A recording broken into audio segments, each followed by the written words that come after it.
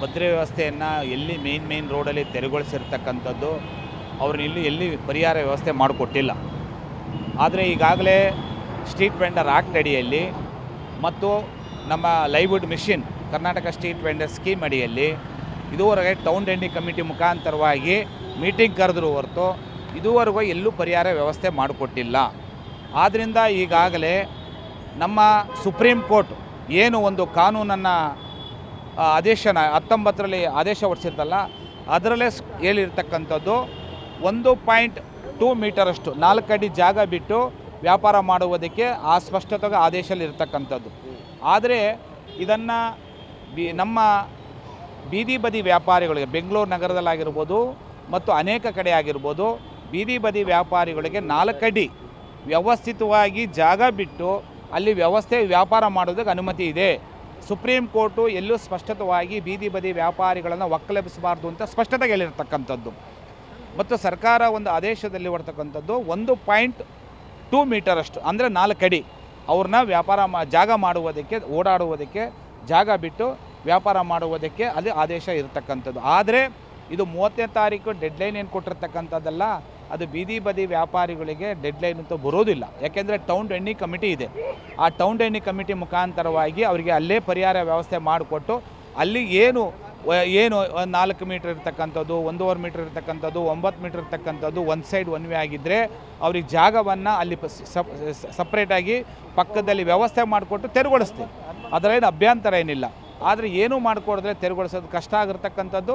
ನಾನು ಈ ನಮ್ಮ ರಾಜ್ಯದ ಬೀದಿ ಬದಿ ವ್ಯಾಪಾರ ಪರವಾಗಿ ಮತ್ತು ನಮ್ಮ ಬೆಂಗಳೂರು ನಗರದ ಬೀದಿ ಬದಿ ವ್ಯಾಪಾರ ನನಗೆ ಸುಮಾರು ಮಾಹಿತಿಗಳನ್ನು TVC ಮುಖಾಂತರ ಸದಸ್ಯರುಗಳಾಗಿರ್ಬೋದು, ಬೀದಿ ಬದಿ ವ್ಯಾಪಾರ ಅನೇಕ ಜನ ನನ್ನ ಹತ್ರ ಕಂಪ್ಲೇಂಟ್ ಕೊಟ್ಟಿರ್ತಕ್ಕಂಥದ್ದು. ಆದರೆ ನಾನು ಮಾನ್ಯ ಸಚಿವರಿಗೆ ಒಂದು ಗಮನಕ್ಕೆ ತರ್ಸೋಕ್ಕೆ ಇಷ್ಟಪಡ್ತೀನಿ.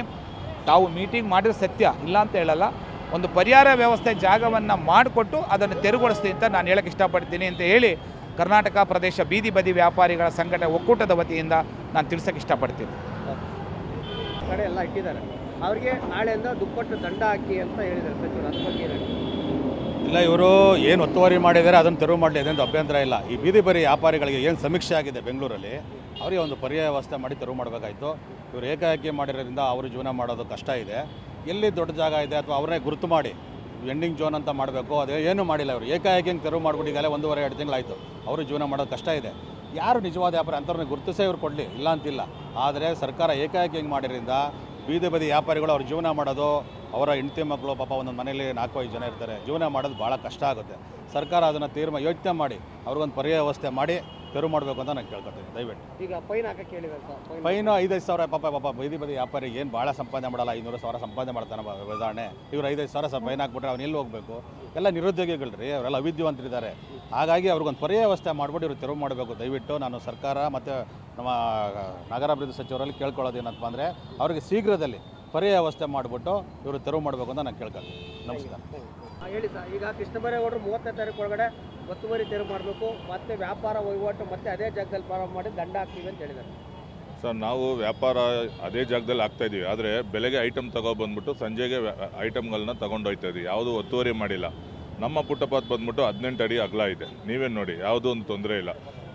ಗೋಡೆಯಿಂದ 3 ಅಡಿ ಜಾಗಕ್ಕೆ ಮಾತ್ರ ವ್ಯಾಪಾರ ಮಾಡಿಕೊಂಡು ಸಂಜೆ ಆಗಿದ ತಕ್ಷಣ ನಮ್ಮ ಐಟಮ್ಗಳು ಏನೇನಿದೆಯೋ ಅದನ್ನೆಲ್ಲ ತೆರವು ಮಾಡಿಸ್ಕೊಂಡು ತಗೊಂಡೋಗ್ತಾಯಿದ್ವಿ. ಫುಟ್ಪಾತ್ ಅಂತೂ ಕ್ಲಿಯರ್ ಮಾಡ್ತಾಯಿದ್ವಿ. ಅಲ್ಲೇ ಇಟ್ಕೊಂಡು ಐಟಮ್ ವ್ಯಾಪಾರ ಮಾಡೋದು, ರಾತ್ರಿ ಆಗಿದ ತಕ್ಷಣ ಕಟ್ಬಿಟ್ಟು ಹೋಗೋದು ಅಂಥದ್ದೆಲ್ಲ ಯಾವುದೂ ನಾವು ಮಾಡ್ತಾಯಿಲ್ಲ.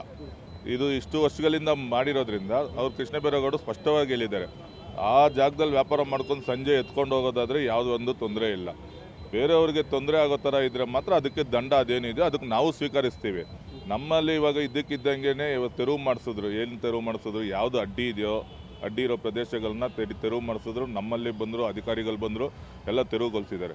ನಾವು ಇವಾಗ ಸಣ್ಣ ಪುಟ್ಟ ಐಟಮ್ಗಳು ಏನಿದೆಯೋ ಬೆಳಗ್ಗೆ ತೊಗೊಬಂದು ಬ್ಯಾಗಲ್ಲಿ ತೊಗೊಬಂದು ಹಾಕ್ಕೊಂಡು ರಾತ್ರಿ ಎತ್ಕೊಂಡು ಹೋಗೋ ಥರ ಐಟಮ್ಗಳು ಮಾತ್ರ ನಾವು ಅನುಮತಿ ಕೊಟ್ಟಿದ್ದೀವಿ ಇಲ್ಲಿ. ಅದೇ ಥರ ಇಲ್ಲಿ ಮೈಸೂರು ಬ್ಯಾಂಕ್ ಸರ್ಕಲಲ್ಲಿ ಇರೋ ವ್ಯಾಪಾರಸ್ಥರೆಲ್ಲ ಅದೇ ಥರ ನಡ್ಕೊತಾ ಇದ್ದಾರೆ sir. Thank you sir. Sagar.